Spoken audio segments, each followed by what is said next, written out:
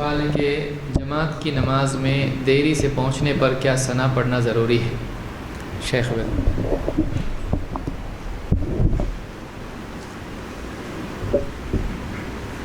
ہمیں امام کی اقتداء میں جو بھی نماز ہم پڑھیں اس میں ہمیں امام کی پوری تابعداری کا ہمیں حکم دیا گیا ہے، انما جعل الامام لیؤتم بہ۔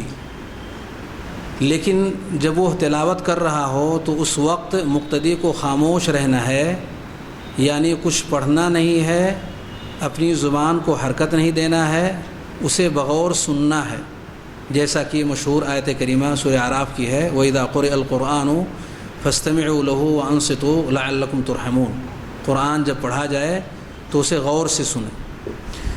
ایسے میں صرف ایک چیز اس سے الگ کی گئی ہے اور وہ ہے سورہ فاتحہ کا پڑھنا، اس لیے کہ اس کے بغیر نماز ہوتی ہی نہیں، لا صلاۃ الا بفاتحۃ الکتاب، سورہ فاتحہ پڑھے بغیر نماز ہوگی ہی نہیں۔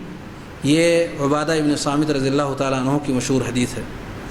اس سے پتہ چلا کہ صرف امام اگر قرات کر رہا ہے تو قرات جاری ہو تو صرف ہمیں سورہ فاتحہ پڑھ لینے کی اجازت ہے، اس سے پہلے اور اس کے بعد کسی اور دوسری چیز پڑھ لینے کی ہمیں اجازت نہیں دی گئی ہے۔ اس لیے ہمیں بغور امام کی تلاوت کو سننا ہے اور خاموشی کے ساتھ میں اس پر پورا دھیان دینا ہے۔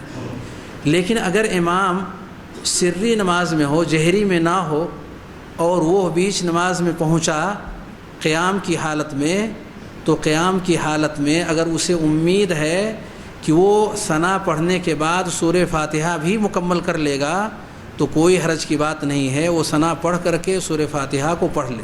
لیکن اگر یہ اندیشہ ہے کہ ثنا پڑھتے پڑھتے اور امام رکوع میں چلا جائے گا، سورہ فاتحہ نہیں پڑھ سکے گا، ایسے میں اسے سورہ فاتحہ پڑھ لینی چاہیے تاکہ اس کی وہ رکعت فوت نہ ہو اور امام کے ساتھ وہ رکعت اسے مل جائے۔